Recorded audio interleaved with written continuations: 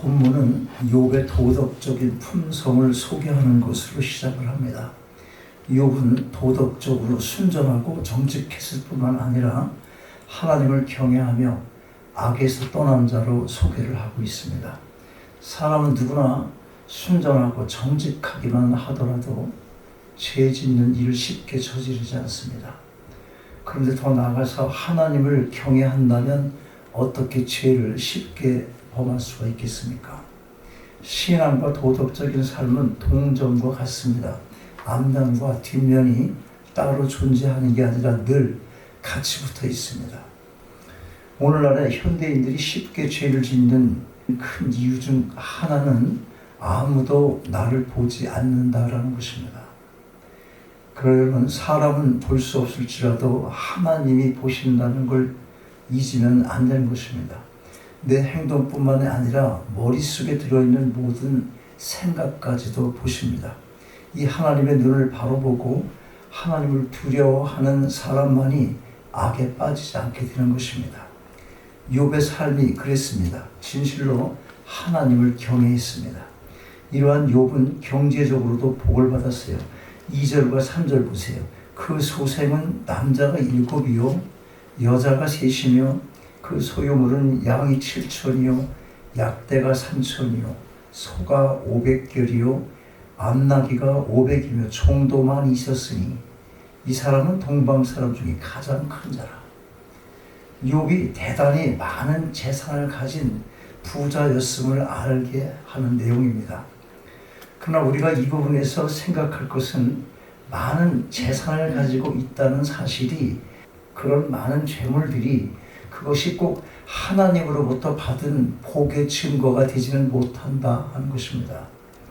얼마큼의 재산이 내게 있느냐, 즉 내가 얼마나 많이 가졌느냐, 적게 가졌느냐, 그것이 중요한 것이 아니라 나는 어떤 시각 속에서 내게 주어진 재산을 관리하며 살아가고 있는가라는 이런 재물관, 이것이 중요한 것입니다. 자, 그러면 욥기가 주는 메시지가 무엇입니까? 많은 경우 욥기의 주제가 고통이나 혹은 고난이라고 말들을 하지만 조금 더 우리가 깊게 생각을 해보면 훨씬 더 깊은 메시지를 담고 있다는 것을 알 수가 있습니다. 욥의 삶이 어땠습니까? 욥은 신앙적으로 도덕적으로 그 시대의 사람들에게 모범을 보였을 뿐만 아니라 하나님 앞에서 많은 재물을 잘 관리하는 청지기의 삶을 살았습니다. 또한 그는 훌륭한 가장이기도 했어요. 4절 보세요. 4절 보면 그 아들들이 자기 생일이면 각각 자기 집에서 잔치를 베풀고 그 누이 셋도 청하여 함께 먹고 마심으로 아들들이 각자의 생일이 되면 잔치를 베풀었습니다. 가족이 함께 모이는 그 자체도 기쁨이고 의미가 있습니다. 그런데 우리가 주목해야 할 대목은 함께 모여 잔치를 즐겼다는 그 자체보다는 그 잔치가 끝난 후 욥이 한 일에 대해서 주목할 필요가 있습니다. 그 잔치가 끝난 다음에 욥의 자세, 욥의 태도, 신앙의 삶의 태도가 어땠습니까? 5절을 계속 봐요. 5절을 보면 그 잔치날이 지나면 욥이 그들을 불러다가 성결케 하되 아침에 일어나서 그들의 명수대로 번제를 드렸으니 이는 욥이 말하기를 혹시 내 아들들이 죄를 범하여 마음으로 하나님을 배반하였을까 함이라. 욥의 행사가 항상 이러하였더라. 욥의 마음속에 잔치를 즐기는 동안 자기 아들들, 자기 자녀들이 잔치를 즐기는 동안 이 아이들의 마음이 하나님을 떠나 있지는 않았을까 혹시 그런 염려가 있었던 것입니다. 사실 풀어놓으면 어때요 지금? 풀어놓으면 믿음을 가진 어른들이라 하더라도 어떤 축제라든지 어떤 파티에 나가면 내가 믿음의 사람인지 아닌지 이것을 구별할 수 없을 정도로 그냥 거기에 같이 이게 죄된 것인지 이게 그리스도인들이 해서는 안 될 일인지 이런 걸 생각할 틈도 없이 그냥 빠져들게 되는 경우 있지 않습니까? 욥은 그걸 생각한 거예요. 아들들, 자기 자녀들이 혹시 하나님을 잃어버리는 순간적으로라도 그런 짓을 하지 않았을까? 잔치에 취해가지고. 그래서 자녀들을 다 불러서 제사를 드립니다. 하나님을 경외하는 자신의 믿음을 자녀들의 마음속에 심어주고 싶었던 것입니다.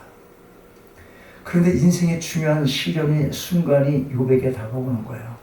그렇게 살았던, 경건하게 살았던 욥의 인생 한가운데 시련의 순간이 찾아옵니다. 6절 이하에서 언급되어 있는 사건은 욥이 경험한 것이 아니라 욥의 인생의 무대 뒤편에서 벌어지고 있는 사건이에요. 자, 욥은 방금 잔치를 끝냈습니다. 그리고 자녀들에게 하나님 앞에서 하나님을 경외하는 삶의 도리를 가르쳤어요. 그러한 삶을 살아가고 있을 때 그의 삶 저편에서 무슨 일이 벌어지고 있습니까? 하나님과 사탄의 대화를 합니다. 하나님과 사탄이 대화를 해요. 어디서 일어나는 일입니까? 하늘에서 일어나는 일이에요. 하루는 하나님의 아들들이 와서 여호와 앞에 섰고 사단도 그들 가운데 왔는지라. 천사들에 대한 성경의 표현 가운데 하나는 하나님의 아들들이라는 표현입니다. 하나님의 아들들. 이 하나님의 아들들 가운데 사단도 왔다고 합니다. 질문 생기죠. 질문. 이상하네. 사단도 하나님의 아들이야? 이런 생각할 수 있잖아. 아니, 사단은 타락한 천사인데 어떻게 하나님의 보좌 앞에 나올 수가 있단 말인가?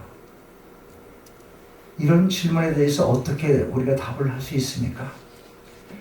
아직 예수 그리스도의 십자가 사건이 있기 전입니다. 이 구약시대에 이 타락한 천사들도 하나님이 작정하신 중요한 목적을 수행하기 위해서 그들의 활동을 그 당시에 허락을 하셨던 것입니다. 그래서 하나님의 아들들의 모임에도 사단이 참석을 할 수가 있었던 거예요. 하나님의 크신 목적을 위해서 그들에게 어떤 일을 일정 부분 담당케 하는 도구가 되게 하신 거다. 그런 이야기입니다. 여기서 사단이라는 말은 참소자 또는 대적, 큰 적이라는 뜻을 가지고 있어요. 그러나 우리가 반드시 알아야 할 게 뭐냐면 사단은 하나님을 대적할 수 있는 존재가 아니라는 사실입니다. 사단은 결코 하나님께 적이 될 수가 없습니다. 그런데 보면 많은 사람들이 인생의 악의 문제를 생각할 때 마귀가 하나님의 적인 것처럼 상상을 합니다. 이걸 이원론이라고 말해요. 이원론. 그러나 분명히 알 것은 이와 같은 이원론은 기독교적인 사상에 근거한 것이 아니라는 것입니다. 우리는 살다가 어려운 일을 만나면 곧잘 마귀 때문이라고 말해요. 마귀 때문에. 마귀가 장난질 쳤네. 조금 나쁜 일이 생기면. 그리고 반대로 좋은 일이 생기면 어떻게 말해? 하나님의 은혜 받았네. 하나님께서 내게 복을 주셨어.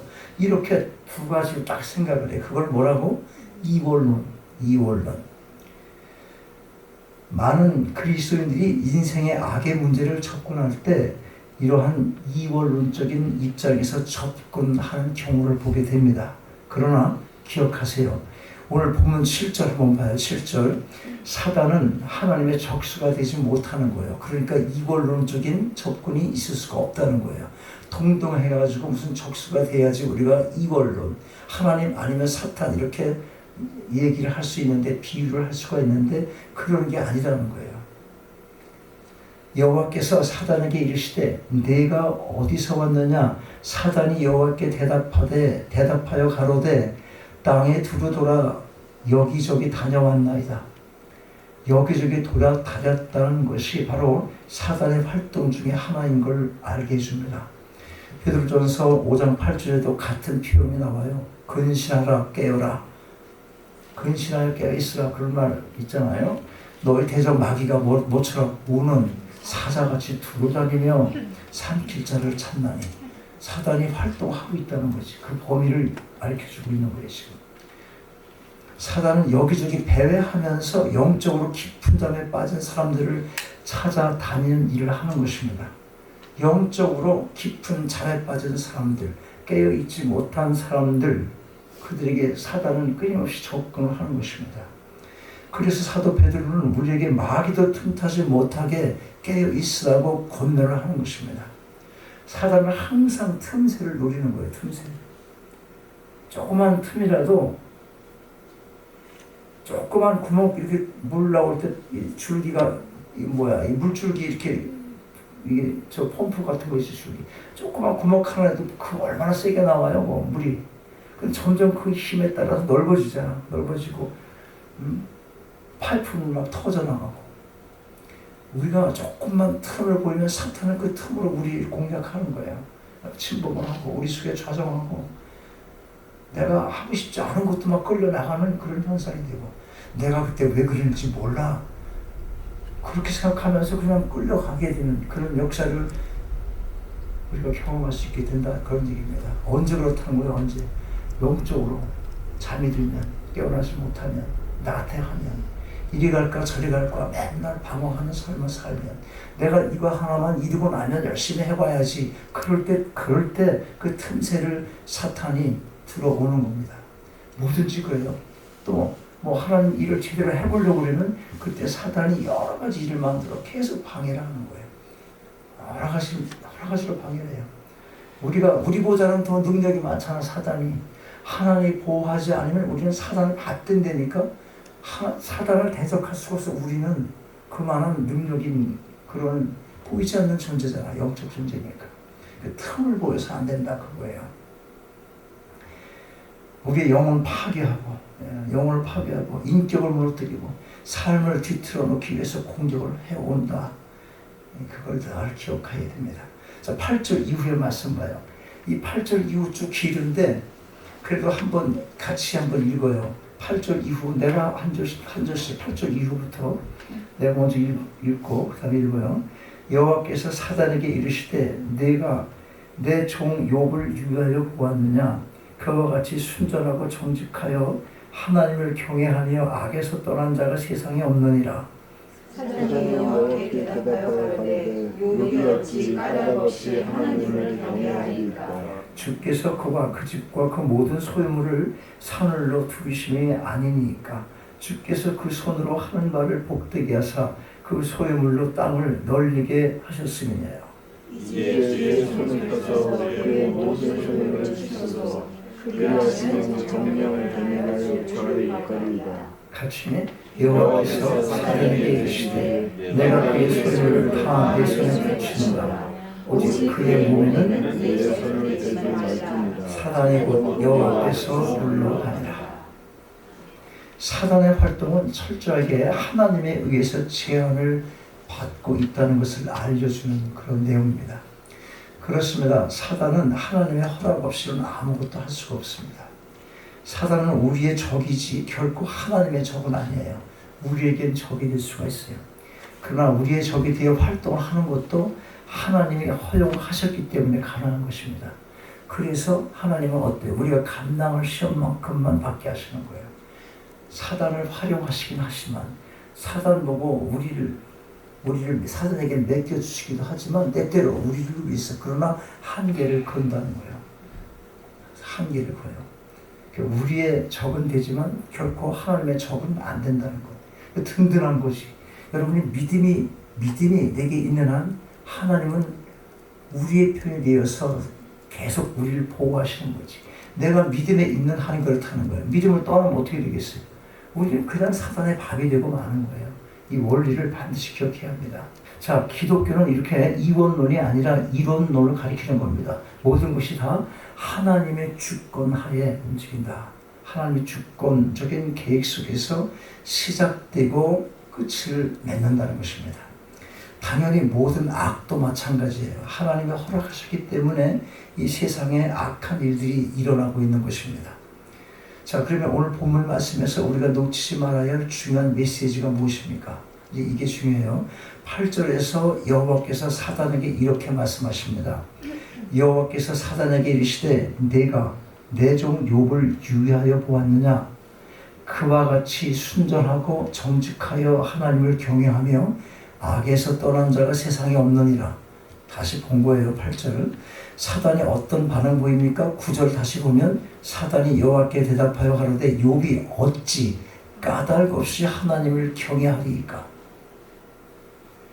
욥이 하나님을 경외한다는 건 다 그럴 만한 이유가 있다는 것입니다. 사단이 생각하는 그 이유가 뭐겠어요? 하나님께서 그에게 많은 재산을 주셨고 그가 하는 일마다 다 잘되게 해주시니까 당연히 하나님을 경외하는 것이 아니냐, 그렇게 항변을 하고 있는 것입니다. 이게 누구의 항변 같아요?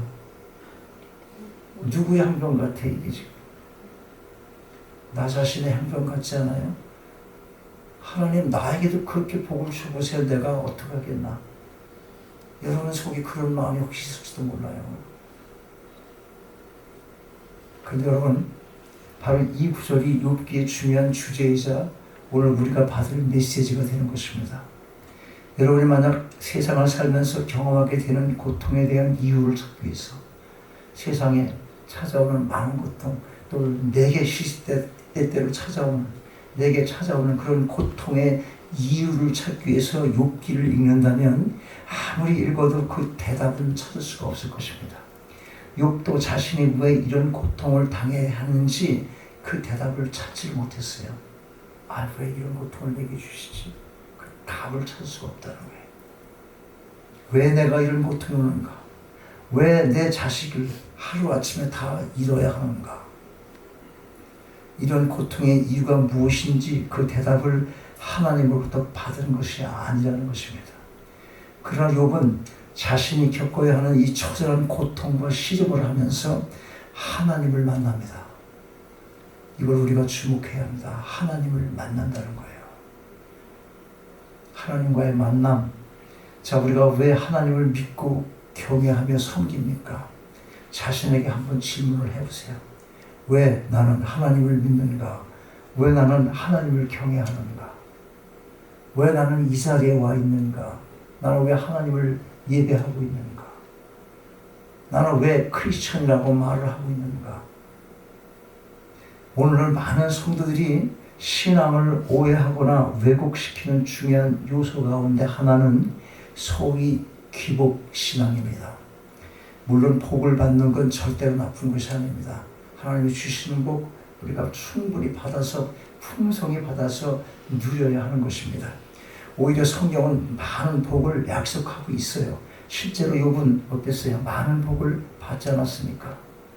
그러나 여러분, 욥기가 우리에게 던지는 질문이 있어요. 그게 뭐냐면 이 땅에서의 복을 받은 이유로 내게 많은 물질을 줬기 때문에 또는 복을 받기 위해서 내가 이렇게 하면 복을 많이 받겠지, 자손이 잘 되겠지, 이렇게 복을 받기 위해서 하나님을 섬기는가? 자신들이 잘 되고 좋은 집에서 안락하게 사는 이러한 이 세상의 삶이, 그러한 안락한 삶이 내게 있어서 하나님을 섬기는 가장 중요한 이유가 되는 것인가?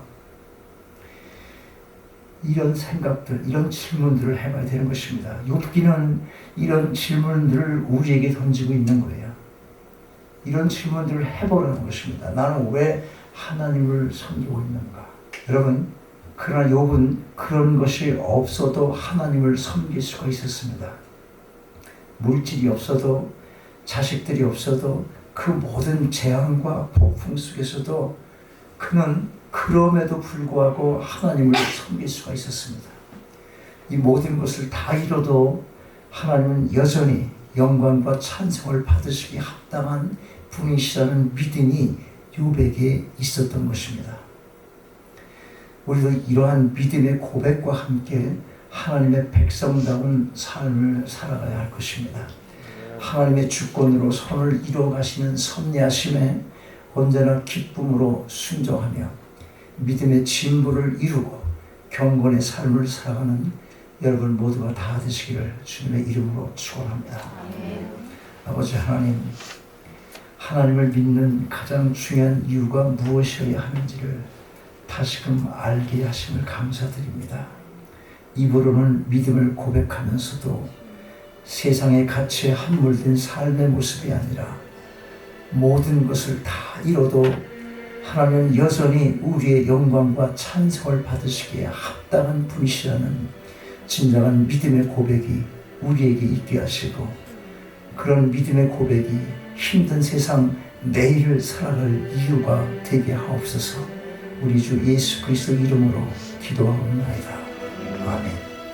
결혼하셔서 기도하시겠습니다.